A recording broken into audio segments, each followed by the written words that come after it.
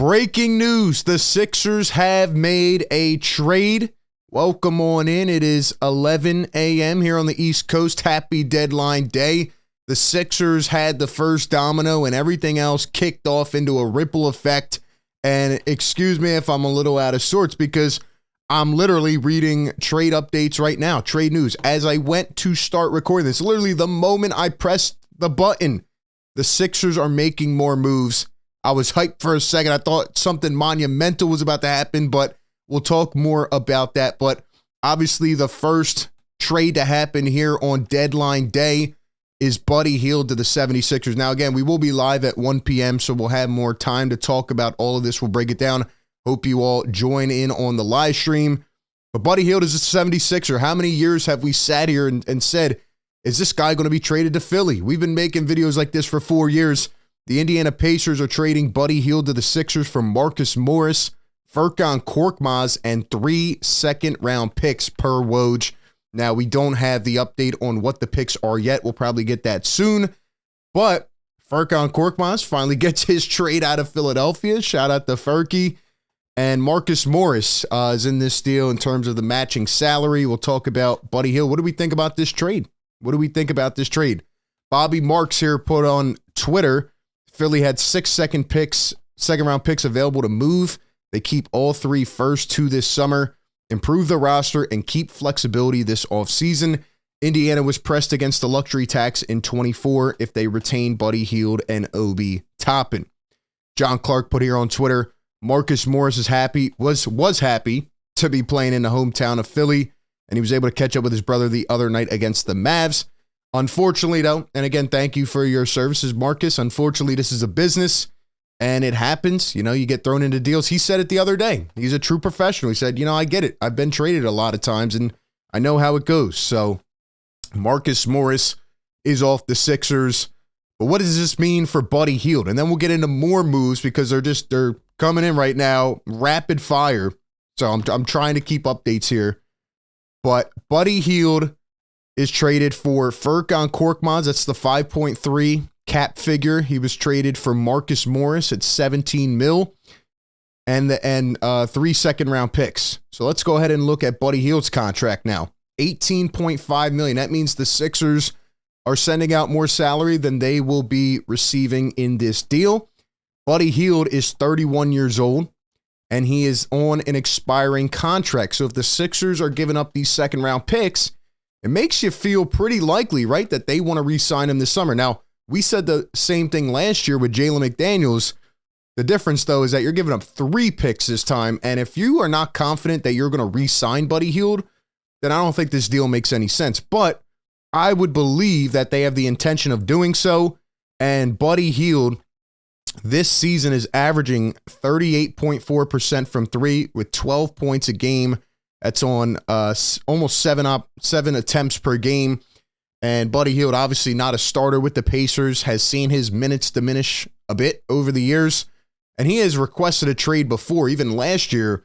So we knew Buddy Hield wanted out of Indiana. He wanted a place where he could go and be more of a seamless fit and, get more of a role.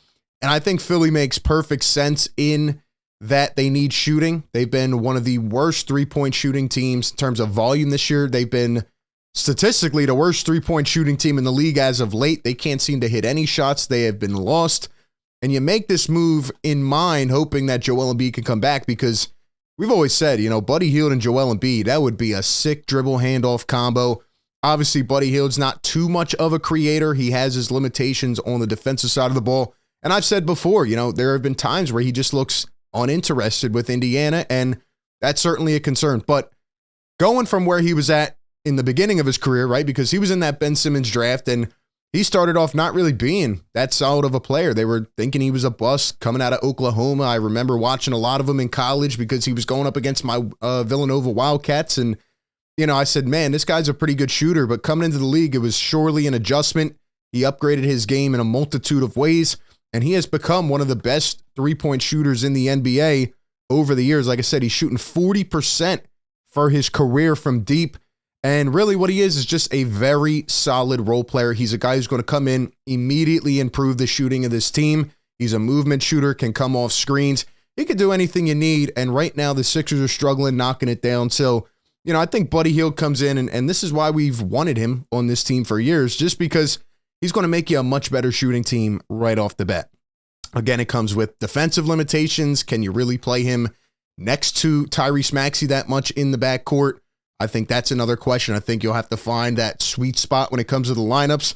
And again, I apologize. I'm getting a ton of notifications, and it doesn't seem like another trade was made yet. However, give me your thoughts on Buddy Hield, because then another trade was made. And let me tell you, for the last 5 minutes, I was getting ready to jump out of the building. I was getting ready to jump off the roof because I saw this trade come up right after Adrian Wojnarowski says the Sixers are trading Danuel House. He's gone. He's gone. And a 2024 second round pick via the Knicks to the Pistons. So immediately I said, okay, Danuel House is gone, but the Sixers threw in a draft pick? They threw in a pick? Who are they getting? Now, we still haven't heard the other side of this deal. I was also thinking this could be linked to a third deal, a third team. Maybe this was linked to a bigger trade. And I'm like, all right. And then I see the Pistons. I'm like, no way. Are they getting Burks? Are they getting Bogdanovich somehow? You go back and look at the Sixers salary books, and, really the pieces they have to play with now today are Robert Covington at his $11.7 million. They can throw in Mo Bamba, Kenyon Martin Jr. Not sure if that'll be enough to get one of these bigger names now, but I would hope that the Sixers are not done. So I'm thinking, are they getting somebody from the Detroit Pistons, maybe an Alec Burks? But then I see this follow-up tweet from Woj, and he says this move gives the Sixers the salary cap cushion to sign buyout players post-deadline. And keep in mind, some of these bigger teams that are hard-capped under the second apron will not be able to sign some of these guys depending on their salaries. And it says, including the possibility of Charlotte's Kyle Lowry should he become available in buyout. So, look, man, I hope the result of this is not just Buddy Hield and Kyle Lowry. I think they need to do more. I think, in a way, if you're able to re-sign Buddy Hield, like, this is a solid move for the future as well. But if you want to compete, you're going to need to make at least another move. And that's my personal opinion. Danuel House Jr. is off the team. Furkan Korkmaz. The Sixers are finally shedding this dead weight, and I am happy about that. I also just saw a couple other trades as well that do kind of impact the Sixers. They just came in, not this one really, but the OKC Thunder are trading Trey Mann and Davis Bertans to the Charlotte Hornets for Gordon Hayward. But then the other one, this one came right after the Sixers. Utah Jazz are trading Kelly Olynyk and Akchai Akbaji to the Toronto Raptors for Kyra Lewis, Otto Porter, and a 2024 first-round pick. So Kelly Olynyk did, in fact, warrant a first-round pick. Danny Ainge is trying to stack up. That takes one of the big men off the market for the Sixers, but could they be interested in Andre Drummond? I think that's a guy who could easily be matched with salary now, and maybe that's your next piece. If you get Buddy Hield and Andre Drummond, I can't be mad at that. So maybe that's where the Sixers look now. But yeah, he didn't give up a first for Buddy Hield, which I think is important. I don't think he was worth that, and I said that on the show last night. But we'll have to wait and find out, and we'll have to see what comes next. Let's make sure Woj didn't drop any other trades. I know we're doing this on the fly now, but that's where we're at. Trade deadline day is unreal. It is insane. The Sixers, as reported, are going to be one of the most active teams. We'll see if another move is subsequent to all of these. But give me your thoughts down below. Do you like the Buddy Hield trade? What do you think comes next? Give me all your thoughts.